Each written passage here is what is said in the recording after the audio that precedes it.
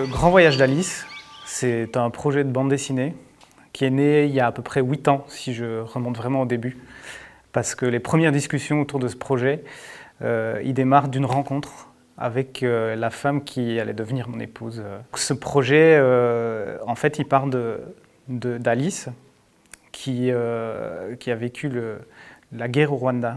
À ce moment-là, moi, je lui pose plein de questions et elle me répond toujours par bribes d'anecdotes. Mais je ne m'y retrouve jamais dans l'ordre chronologique des événements.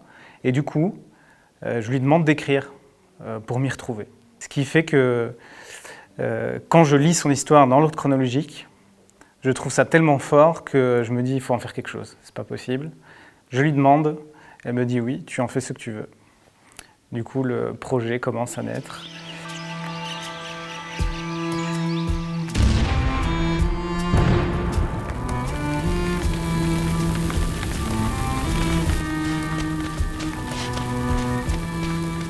Avec les retours d'éditeurs que j'ai, se pose la question du choix graphique et de comment raconter l'histoire. Je pars d'abord dans une idée de faire un dessin réaliste, vu que c'est une histoire réaliste. Je me rends assez vite compte que ça rajoute de la dureté au propos. Ça fait une espèce de crème chantilly un peu indigeste qui, moi, ne me convient pas.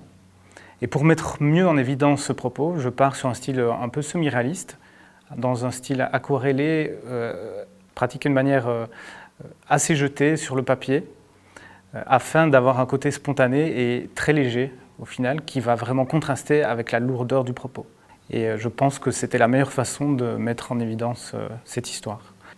Et donc, j'ai la chance de trouver un éditeur qui comprend ma façon de procéder pour mettre en évidence cette histoire.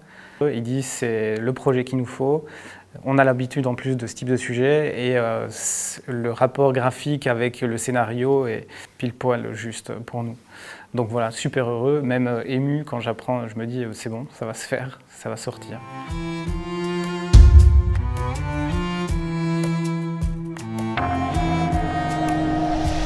Alors par rapport au personnage central qui est donc Alice, qui vit la guerre, qui est petite à l'époque, moi je prends la décision de ne pas substituer le personnage. Garder la Alice, le prénom Alice, c'était crédibiliser vraiment l'histoire. Le Grand Voyage d'Alice, ça se passe dans les années 90, début des années 90, au Rwanda. C'est de là que ça démarre. Une guerre civile éclate, qui aboutit sur un génocide. Ce génocide va être enrayé par l'avancée du FPR, le Front patriotique rwandais, à l'époque considéré comme rebelle, qui envahit le Rwanda. Par peur des représailles, la population du pays fuit le Rwanda. Donc il faut savoir que la population du Rwanda est majoritairement Hutu. Alice elle-même est Hutu. Et cette population Hutu, en tout cas une partie de cette population, sombre dans la barbarie et va massacrer à peu près 800 000 Tutsis. Ça, c'est le génocide. Le FPR, majoritairement Tutsis aussi, avance et arrête le génocide. Donc la population Hutu, y compris génocidaires, armée déchue, mais aussi tous les civils, y compris Alice et sa famille, fuient le Rwanda par peur des représailles du FPR. Ça, c'est de là que part l'histoire d'Alice. Et alors on va la suivre dans tout son grand voyage, ce qu'on appelle le Grand Voyage, à travers le Congo. Et ils vont marcher près de 2000 km pour fuir les représailles du FPR, qui, en attaquant les camps, ne font pas de distinction entre les génocidaires, l'armée déchue, et les civils, y compris femmes, enfants et personnes âgées.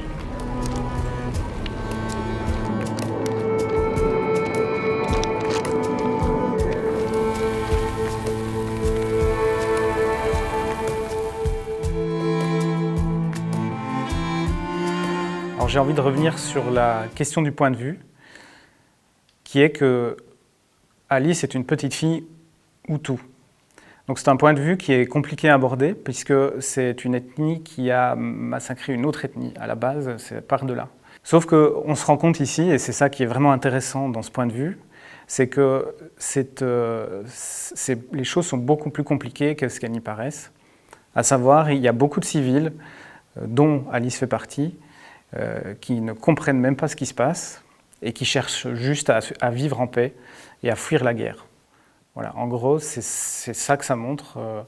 Mais du coup, le point de vue de l'enfant Hutu, ici, il n'y a même pas le débat, c'est une enfant qui est complètement neutre et qui essaie juste de survivre à travers le périple. Et ça, je trouve que c'était vraiment l'intérêt de l'histoire, c'est que ça apporte un point de vue, peut-être pas nouveau parce qu'il y a déjà eu d'autres témoignages, mais quand même un point de vue qu'on n'a pas souvent l'habitude d'entendre.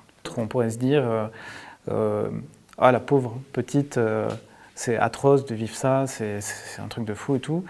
Elle ne le vit pas du tout de cette manière-là en fait. D'ailleurs, même dans l'histoire, elle a des craintes, elle a des peurs quand il y a des attaques. Elle sent des choses qui montent en elle, donc il y a des attaques vraiment qui la traumatisent, mais dès qu'il y a les éléments basiques, on va dire, dans l'échelle des besoins, pour revivre, elle revit. Et donc, du coup, aujourd'hui, par rapport à son histoire, Alice n'a pas le même point de vue que nous, qui prenons tout dans la face d'un coup. Vraiment, elle se détache de ça et elle dédramatise vraiment son histoire.